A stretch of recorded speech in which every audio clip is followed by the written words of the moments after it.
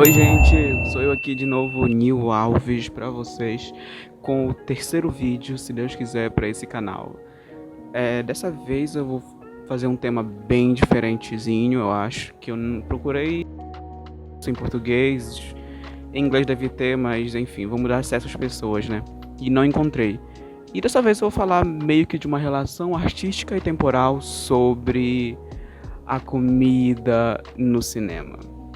E a importância disso nas narrativas e nas histórias, e como a comida pode ajudar sim a gente a entender a história, a falar mais sobre os personagens, sobre a situação que eles estão passando, e também como a comida pode ter um papel que ninguém esperava na narrativa e na direção, e que pode falar bastante sobre isso. Então vai ser um papo bem gostoso e um papo bem interessante que eu acho que pouca gente imaginava. Eu espero. E, bom, vamos lá pro vídeo então, né? Eu tô com um pequeno roteiro aqui comigo para ficar lembrando, porque eu fiz uma certa pesquisa para fazer isso, então eu espero que vocês gostem. A comida ela tem uma importância na história desde muito tempo, né? Então ela tem uma importância de você sempre que estiver comendo, existe uma certa cultura que foi construída por muito tempo atrás. Platão, Sócrates já falavam disso, de que a mesa é um lugar perfeito para conversar e para dialogar e para você avançar certos tipos de conhecimentos. Então, por que não colocar uma comida lá? Então, os hábitos alimentares foram se perpetuando sempre a favor disso. Então, no cinema isso é repassado com certeza, porque cenas de jantar, de almoço, de café da manhã, cenas de onde estão numa mesa ou em qualquer lugar mesmo comendo, sempre tentam passar informações muito necessárias para as pessoas devido a essa herança cultural e histórica que a gente já passou por muito tempo, né? E temos referências disso em diversas obras, não apenas no cinema, temos diversas obras em pintura. A mais famosa é a Santa Ceia, porque é um exemplo incrível que tá sempre aí passando por nós e a gente às vezes nem consegue nem se dar conta de quanto isso é realmente importante. Eu quis falar desse tema mais por causa que quando eu assisti o filme, eu acabei de assistir esse filme finalmente, Nasce uma Estrela, com a Lady Gaga, dirigido pelo Bradley Cooper. E eu percebi que existe uma certa maneira de que como o cinema, principalmente de Hollywood, dita como nós devemos comer ou como se deveria ser, de como se deveria pintar a comida diante de um filme, diante de um audiovisual, né?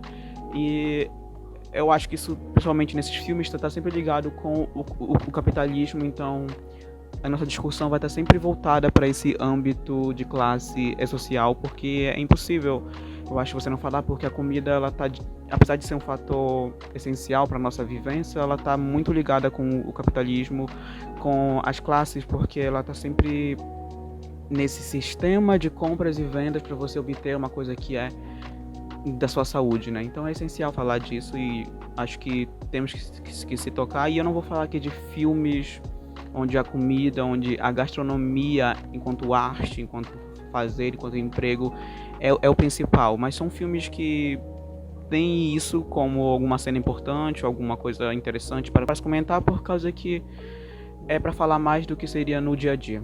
Para essa discussão, eu também decidi focar em três tópicos, que é cores, formas e arranjos de como a comida, de como a mesa, de como tudo se porta nessa cena, nesse determinado trecho do filme, nesse aspecto alimentício do filme. Acho que falando de cores, é impossível não comentar onde filmes geralmente de grande orçamento e que tentam representar formas de classe mais elevadas, mais altas, as cores geralmente que se predominam muito são o amarelo, o laranja, o marrom, e essas cores estão sempre lá, você pode perceber, porque são cores onde estão ligadas.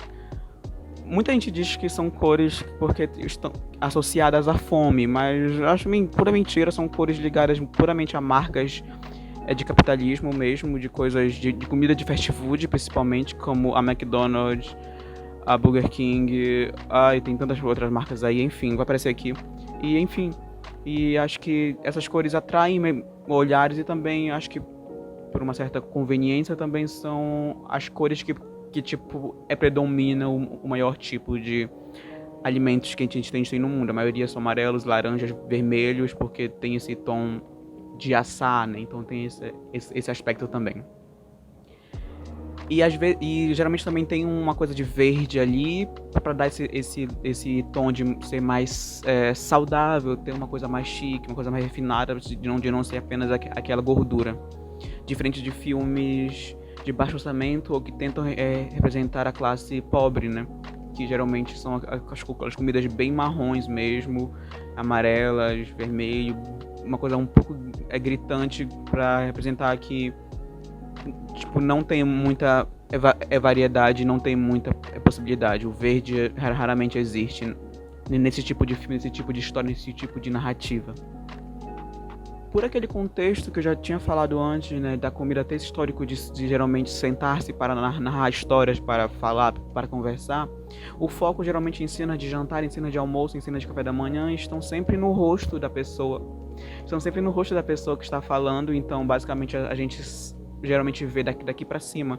Então pratos geralmente são poucos que aparecem, então geralmente o que a gente vê são copos ou xícaras quando eles são levados à boca, geralmente. Então, como geralmente passam pela tela, então eles têm que ser reformulados para as cores atender a tal necessidade do filme. E geralmente, uma coisa que eu percebi muito, em filmes também tem muito, mas em novelas brasileiras isso é essencial, é a cor do suco ser sempre amarela, porque vai chamar a atenção bastante, porque é uma cor muito gritante. E também, de novo, aquela coisa, né, do amarelo e do fast food, da comida e de chamar atenção. Às vezes também o vinho tinto também é muito presente. Raramente o vinho é... Raramente o vinho é branco ou seco, né, como falam, enfim. Tipo, isso é em 97% das novelas, se você perceber, tem essa cena de alguém tomando suco amarelo, de laranja, maracujá, enfim.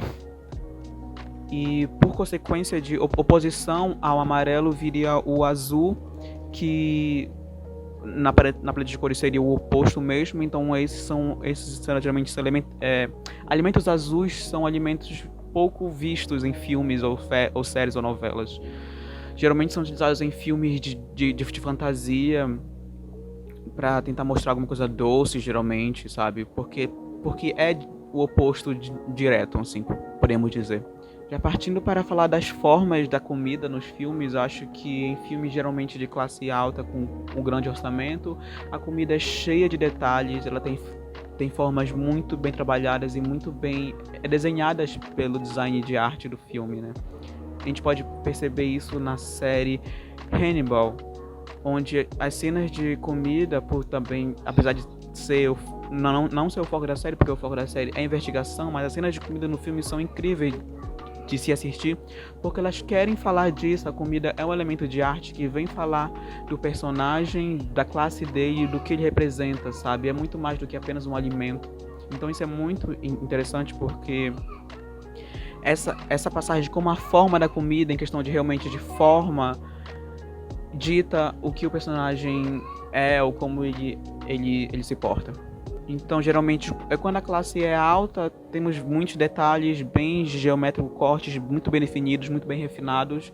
E quando a classe é baixa, já temos aquela comida, geralmente, um formato muito mais simples, muito mais fácil de se entender. Temos um exemplo incrível que eu encontrei na cena do filme Parasite, onde nós temos a cena em que a empregada oferece o lanche para o instrutor e a aluna. E a comida é cheia de detalhes, é cheia de formas diferentes e cores diferentes. O vermelho e o amarelo estão lá, o verde também está lá.